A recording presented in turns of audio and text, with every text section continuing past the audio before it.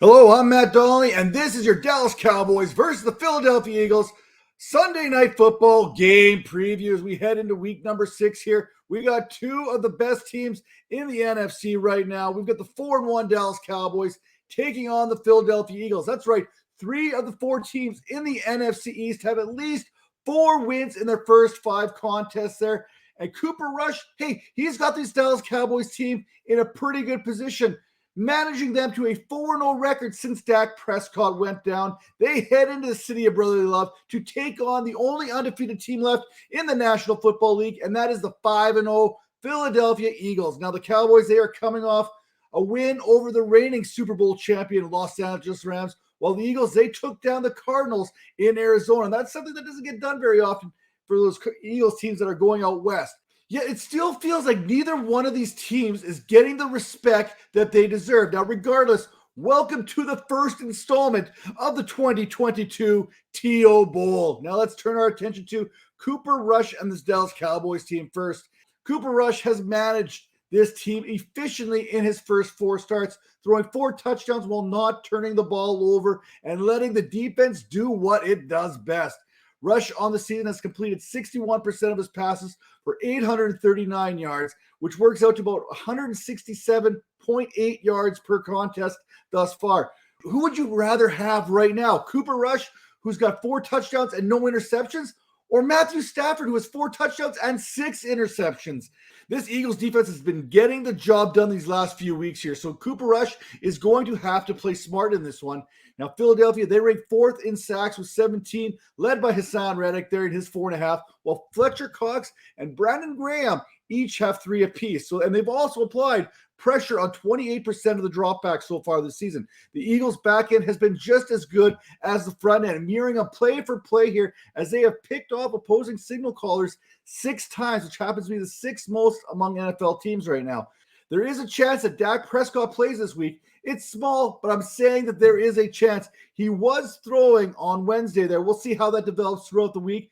But as of right now, the Cowboys are preparing as though Cooper Rush will be under center come Sunday night. Now, for the Eagles and their quarterback situation, there is no controversy here when it comes to Jalen Hurts and what he can do against the Eagles. Now, the one thing I'm looking forward to this game here is Jalen Hurts versus Micah Parsons. This is a premier quarterback versus pass rusher matchup of the week. Even while a little banged up last week, Micah Parsons, he went out there and he still got himself a couple more sacks. This season's Parsons is the only player to sit inside the top 3 in sacks, tackles for loss, and quarterback hits. Parsons now has 19 career sacks within his first 21 contests there. The only player in NFL history to do more in the same period of time is Joey Bosa, who recorded 20 sacks in 21 games to kickstart his career. Now, Hurts, he enters week 6 with the 7th most passing yards on the season with 1,359 to go along with his 269 rushing yards.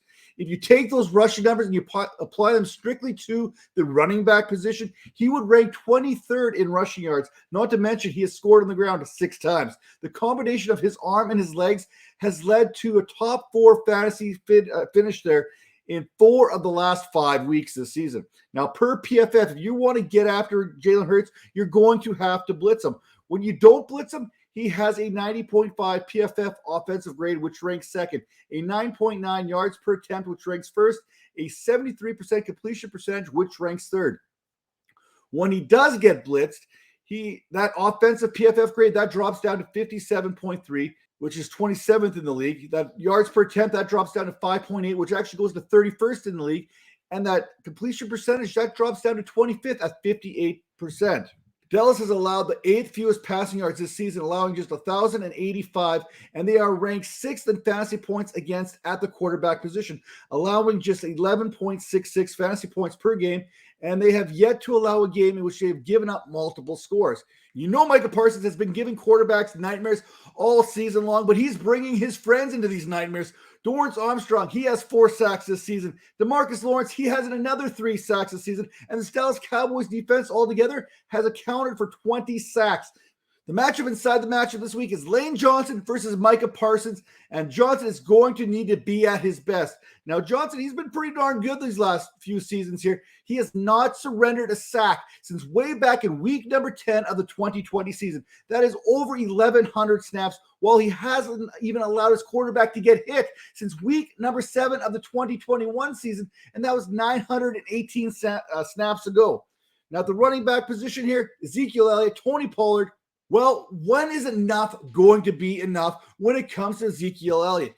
In 5 weeks this season, Elliott's best fantasy finish came way back in week number 3, where he was the RB18. Yes, RB18. While his other top 30 finish came the following week. That's right. 2 out of 5 weeks were in the top 30. That's where we're at when we're talking about Elliott having a good week, is in the top 30. Now, Tony Pollard, he has 3 top 30 finishes this season, along with a top 2 finish back in week number 2. Good news for those who are starting Ezekiel Elliott this week. Last week, he saw 100% of the Cowboys' red zone snaps, meaning that when the Cowboys get down on that end of the field, Elliott is more than likely going to be on the field as well. He also had an 85% opportunity share to go along with a 65% snap share on 22 carries. Free Tony Pollard. Can that be a thing? Can we start chatting that at all Dallas Cowboys game? Fantasy managers, let's unite on this front.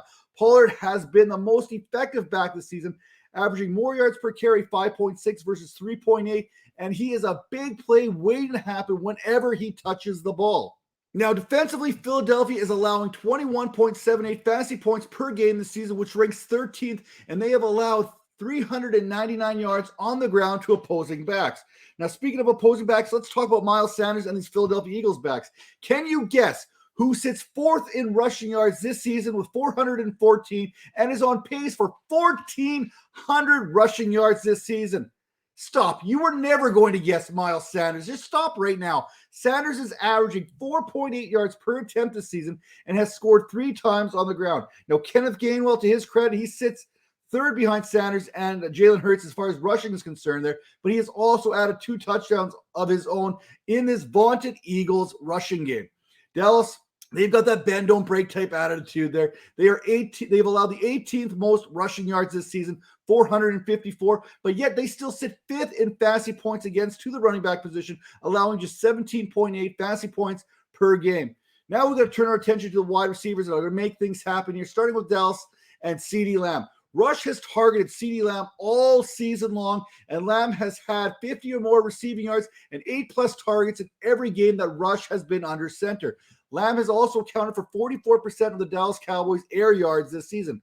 Lamb's 50 targets this season, that is the 7th most in the NFL, and he also has a 6.82 yards per target average through 5 weeks. With Rush, Lamb has seen 38% of a target share there, which leads all receivers, and he sits 3rd with a 33% targets per route run thus far. That all said, Lamb is certain to see an unhealthy dose of Darius Slay this week, and Slay's 45.2 passer rating against is among the best in the NFL, and he is responsible for 2 of Philly's 6 interceptions, and he probably should have a couple more going back to that Minnesota Vikings game in primetime on Kirk Cousins. Now, the other pass catchers here for the Dallas Cowboys, Michael Gallup, Noah Brown. An interesting stat that I found per fantasy points data, there are 3 receivers in the NFL that have a higher yards per route run average from the slot than Cooper Kupp. They are Justin Jefferson at 2.99, Randall Cobb at 2.85, and then Noah Brown at 2.94. Now, assuming that Noah Brown continues to see action in that slot, unless the Cowboys decide to move CeeDee Lamb around there to try and get him away from Darius Slay, Michael Gallup is going to be lining up opposite of James Bradberry, who has allowed an even lower passer rating than Darius Slay has this season. Now, for the Eagles pass catchers, A.J. Brown versus Trevon Diggs, this could be a fun matchup to watch. Brown currently sits 2nd in yards per route run at the outside receiver position per PFF, while his target share through 5 weeks is the 7th highest at 30%. Last week, Trevon Diggs, he was put on roller skates by Cooper Kupp and company there against Los Angeles, allowing a touchdown and 178 yards on 7 receptions. Diggs has been feast or famine, but he's also been money on those deep ball throws so far this season. So if the Eagles are going to attack, they are going to have to do it under the underbelly of this Dallas Cowboys defense. Brown's strength has always been what he can do after the catch, and this season is no different, as 157 of his 436 yards have come after the catch, and he has averaged 15.6 yards per reception. Now, Devontae Smith on the other side, Smith, like Brown, is averaging over 12 yards per reception. Heck, add Dallas Goddard's name in there on that list as well, as receivers who are averaging over 12 yards per reception. Now, Smith has 38 receptions and 358 yards this season, which is the 13th most, and he has an average depth of target of 8.39, and that's after you combine weeks 1 and 4, in which he combined for just 3 catches and 17 yards. If you take away that week 1 game against the Detroit Lions, Smith has a greater target share, 28% versus 26%, and scored more PPR points, 69.3 versus 52.1, than A.J. Brown has. And finally, the tight end position entered this contest. Per Tom Pelissero there, Dalton Schultz, he re-aggravated that PCL sprain in that win over the Rams last week.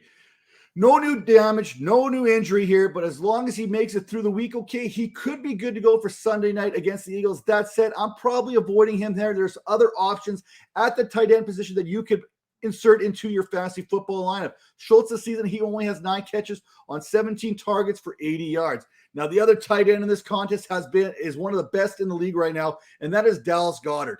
During the Eagles' first 3 weeks of the season, Goddard was seeing about a 15% target share, along with a 78% route participation. Now, over the last 2 weeks, he has 13 receptions for 167 yards and has seen his target share and route participation increase to 26% and 95% respectively. We talk about A.J. Brown being a yak man, and hey, he is as good as anyone when it comes to after the catch.